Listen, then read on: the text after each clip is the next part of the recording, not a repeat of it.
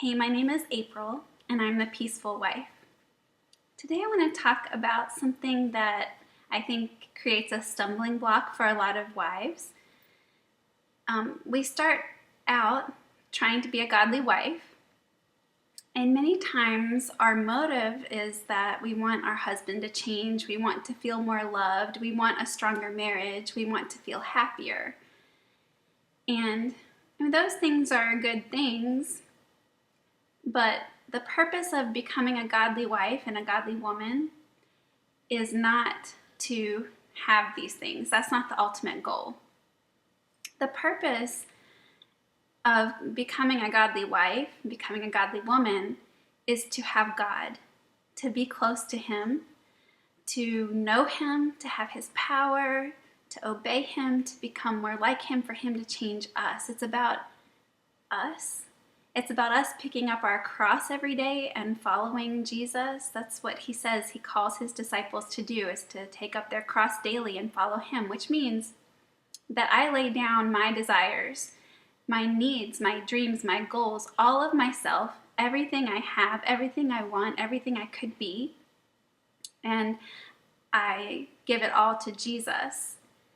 And then I pick up His will, His desires, His power, His strength, and my whole life is about Him and what He wants, and doing His commands and being filled with His Spirit and becoming the woman He wants me to be. My greatest goals are, 1, to love the Lord my God with all my heart, mind, soul, and strength, and 2, to love others with God's love. So it's discouraging for women when they're trying to become godly wives and they don't see their husbands change. And I experienced that myself. I didn't have a godly mentor. It was just me, 30 marriage books and books about godly femininity, lots of prayer, tons of notebooks and journaling. And I would get disappointed. God, my husband's not changing. Look at all this stuff I'm doing and he's not changing. And God would gently say to me, why are you doing this, April? Why are you becoming a godly wife? Is it to change your husband, or is it for me? And He would remind me, and I needed that time. There were years where Greg was still shut down. He was still very wounded. I was still learning, and I had to learn to depend on God. I had to learn to do this whole thing just for God, no matter what Greg's response was. And I had to decide, I'm going to become a godly wife. I'm going to become a godly woman. I'm going to follow Christ, not to get something from my marriage or my husband, but just to please God, because He's worthy of my obedience and He is worthy of this. He is worthy of all of my life. So we've got to take our eyes off of our husbands. I know this is going to sound strange, but it doesn't really matter a lot what your husband's feelings are right now about you or your marriage.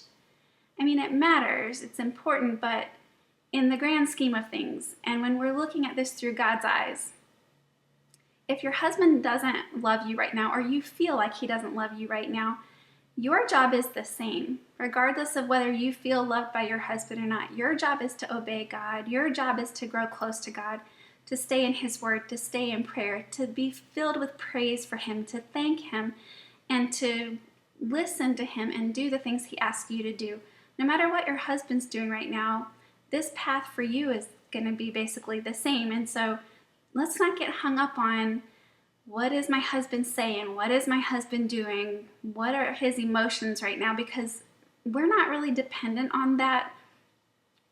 We serve a sovereign God, and I don't think we really get what that means. He's sovereign.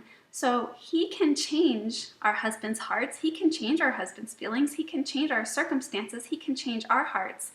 So when we look at this one little snapshot in time today, and my husband's not talking to me today, everything is awful, the world is about to end. No.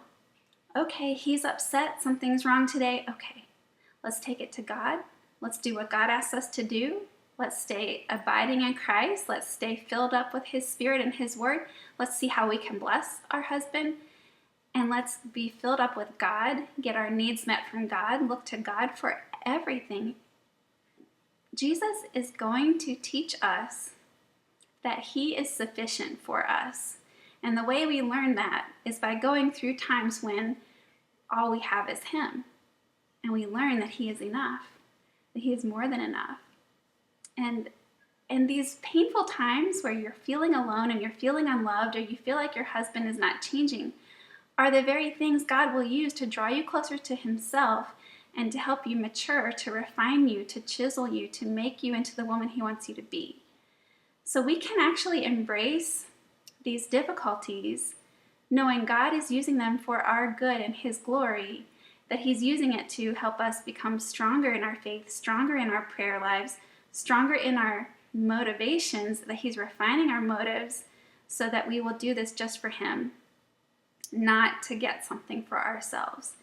And the ironic thing is, when we put wanting our husband's love, when we put our marriage or romance or our happiness first, we actually destroy all that stuff and we can't have what we want. But when we put God first and He is our everything, we are filled up with Him. It's paradoxical, but it attracts our husbands and it helps draw them to Christ. And we are not guaranteed an outcome.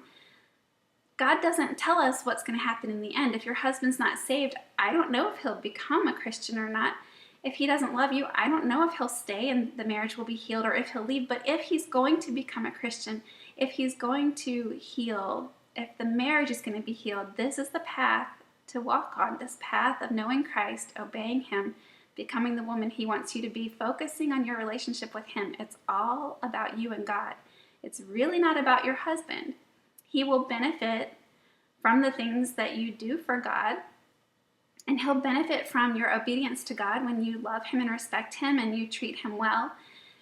And most likely God will use all of this to help heal your marriage and to help heal your husband. But even if God doesn't heal your marriage, even if your husband decides to go against God or to leave, you can be content in Christ. You can have His peace. Your husband cannot take you from God's hands. Your husband is not sovereign. His feelings are not in control. His desires are not in control. Your circumstances are not in control. God is in control. And no one can take from you the gifts God gives to you, and no one can thwart God's plan for your life. He is sovereign. He is over all. We have free will. We can make our own choices. People can choose to rebel against God. Husbands can choose not to love their wives. But God is ultimately sovereign, and we can trust Him. It works together. We have free will, and He's sovereign. And it's a mystery, but we can trust God. And we can look forward with joy to what He's going to do in our lives and how He wants to use us for the kingdom and the beauty He's going to create in our lives as we follow Him. So if your husband is not on board, even if he's separated from you, even if he says he doesn't love you anymore, don't be discouraged, because our God can change things. It's not a big deal to Him to change these little details.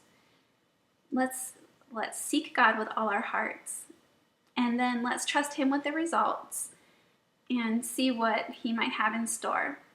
You can also find me at my blog, www.peacefulwife.com. Thanks for watching.